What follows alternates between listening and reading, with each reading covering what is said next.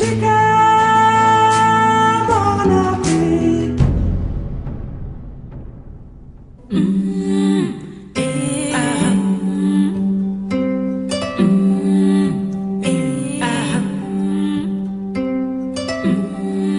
fascination with African art is nothing new to Europeans. The Duke of Burgundy bought an African idol from a Portuguese nobleman as long ago as 1480. Many of these masks and carvings have a sacred purpose. They were designed to be used in spiritual rituals and dances. They serve as objects of power, also called fetishes, to communicate with the spirit world.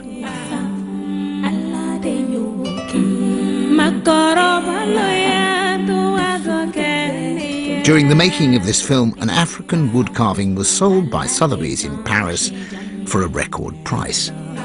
It fetched over $7 million.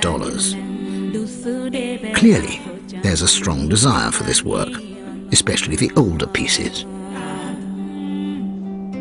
But what does authentic in African art really mean?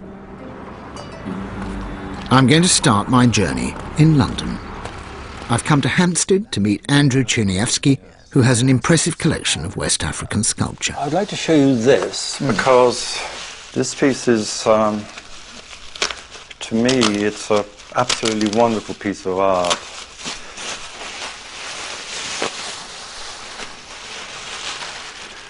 This is the Dogon couple. It's said to be Bombo Toro, which is a particular style. It's a most extraordinary feat to be able to carve a piece like this. Out of a single block? Out of a single block. And do you know what it represents? It's said to represent all sorts of things, including the ideal coupling, which is twins. The fact that it's been used, is that an important thing? Yes, it has sacrificial offerings on it, it has blood. There's something very powerful about work which has had an important function. It gives it an extra charge. How long, when you saw it, did it take you to decide that you personally wanted to own this? Oh, this was, I had to look beyond the state the piece was in, but fortunately I was able to see, about 1 or 2 seconds, essentially. It doesn't really take long. I was expecting you to say, oh, well, you know, I went away overnight and thought, you know, but in about 1 or 2 seconds you thought you don't have to that... think. I didn't have to think very hard about this piece, really. It's a wonderful piece of art. It is. But what made it? Do the Dogon people, their culture and their beliefs, the spirit that created pieces like this, still exist today? I'm travelling to the heart of West Africa to find out.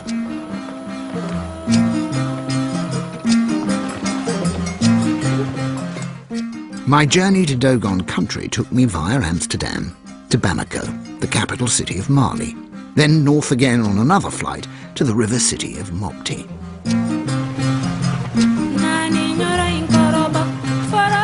The Niger, one of Africa's greatest rivers, has always been a life-giving artery, as well as a vital trade route in this landlocked part of Africa.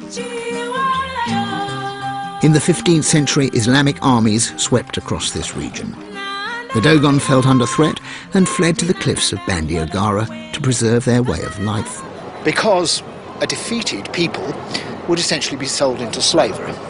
This river, and one of the principal trades of this area, was in slaves. Dogon villages built high up against the cliffs provided excellent fortresses against marauding slave traders and the advancing armies of Islam. I've come to the traditional meeting place, a low-ceiling structure called a togona, to pay my respects to the village elders. Ici, il y a les artisans. Nos jeunes font les artisans. Nous-mêmes, nos jeunes, les jeunes de ce village travaillent pour les togonas. Kundu is a village of less than 40 families, and I gather that today virtually all the men here work as sculptors and carvers. I've got with me from London some pictures of the Dogon twins that I'm keen to hear the elders' views on. Qu'est-ce que c'est? Ça c'est Telem, copie de Telem. Je ne sais pas si c'est... Copie de Telem. Oui, copie de Telem. Everybody is intrigued by Andrew's statue, although they come to no fixed conclusion on its origins or significance. But one word I hear repeatedly is Telem, and it sets me off on a new line of inquiry.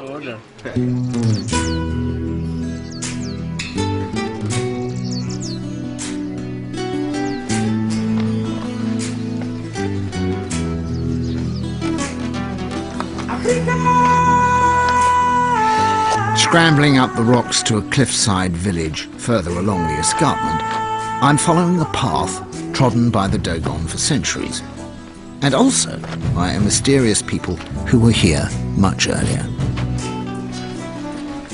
Well, we've climbed up above the Dogon village of Yugaduguru, which we can hear down below us, to find the remains of the Telem. And in Dogon, Telem means as we found them. It's the people who were here on the cliffs before they arrived. These buildings here date from somewhere in the 12th century. They've been preserved because of the rock, and though they're only made of mud, the rains haven't got to them and they haven't been washed away. According to Dogon legend, the Telem were red-skinned pygmies, and nobody knows what happened to them. Perhaps because they were hunters and the Dogon were farmers, the pygmies disappeared and went down into the forest further south. But it's also believed that they may have simply intermarried and become one. But either way, there was an influence of the ancient culture on the new culture. And when people here look at Andrew's statue, they say, ah, Telem. It doesn't mean that it was made by the Telem. What they mean is that it was influenced by something very old.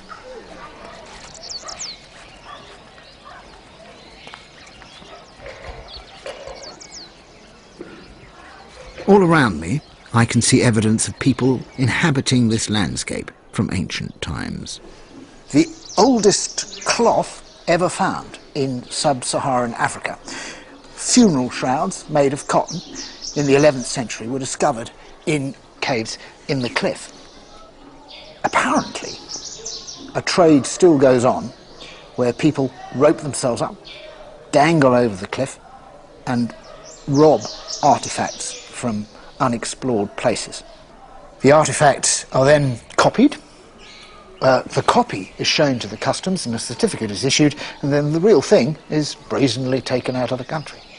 Ever since the French anthropologist Marcel Guyot came here in the 1930s, the Dogon people have been observed and recorded by more anthropologists and academics than probably any other society across Africa.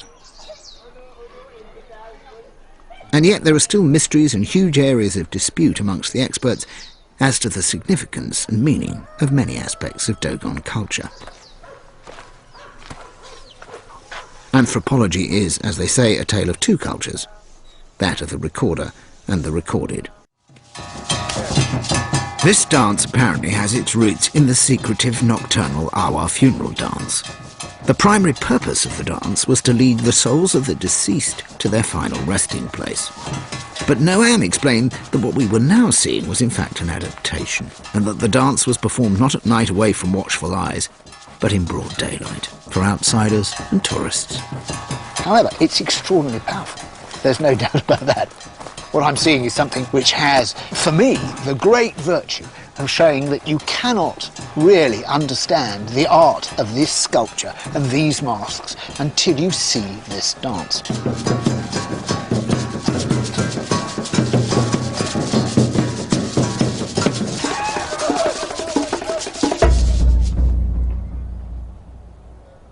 The masks have a brilliant, sharp, abstract quality. A bold simplicity of design that communicates on a visceral level. Anthropologists have recorded about 78 distinctly different mask designs, and it's a number that's increasing as new masks are made for the roles of new characters. In the 1950s, for instance, during the French colonial period, the character of the commandant or government official appeared. But Western interest in these masks and dances has, in a way, stagnated them. Tourists don't want to see the new masks, only the so-called traditional ones, and so a sort of heritage culture is beginning to be kept alive. Des choses quand même de la culture qui sont en train de partir, de mourir. Par exemple, le Ogon, ça existe dans beaucoup de villages. Aujourd'hui, il y a beaucoup de villages où il n'existe plus d'Ogon en fait. Pour l'instant, le Dogon est en train de subir une mutation culturelle en fait. Sous l'influence de nouvelles religions, les études, l'exode rural, les touristes, et puis quoi encore, bon, il y a le trafic, disons le commerce, des choses comme ça en fait. Mais dans l'avenir en fait, bon, il y a un petit danger quand même, parce que la culture est presque en agonie. Mais le tourisme encore contribue en même temps de revenir, en tout cas sur la danse du masque.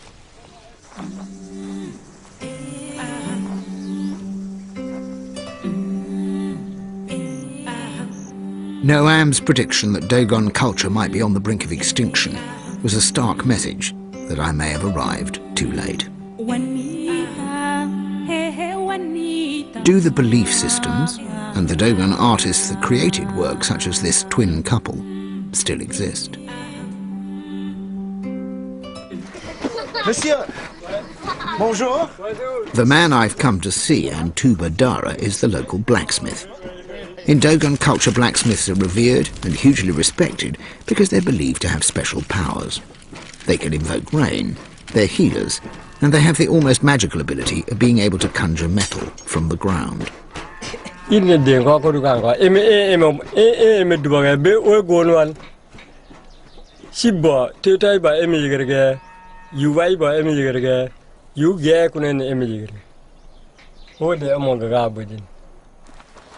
Dogon blacksmiths are, by tradition, also responsible for carving dege, sacred funeral statues made to appease the spirits of the dead. I asked Antuba how he goes about making a dege statue.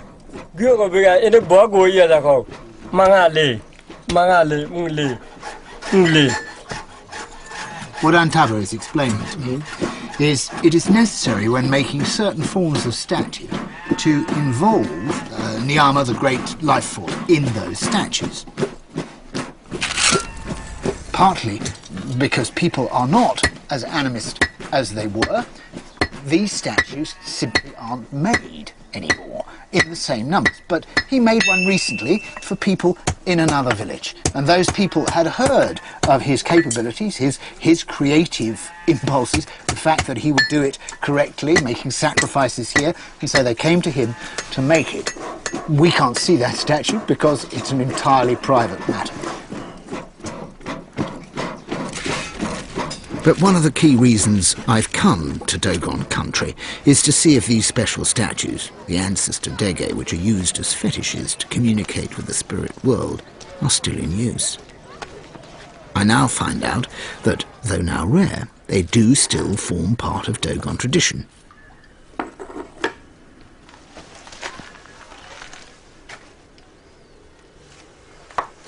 The artefacts so prized by collectors such as Andrew are used during ritualistic sacrifices, and the man responsible for such ceremonies is the fetish priest.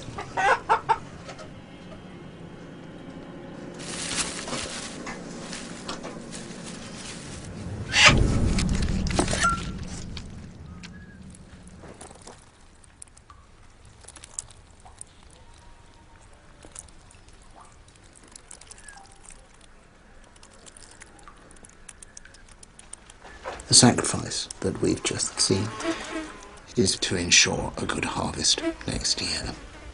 If it is successful, it will require another sacrifice of a goat or a sheep. In other words, the whole point of the sacrifice is whether it works or not. And the whole point of these statues is whether they work or not. They are not simply works of art or representations. They're objects with a spiritual purpose. And that's precisely what I've sat here and witnessed.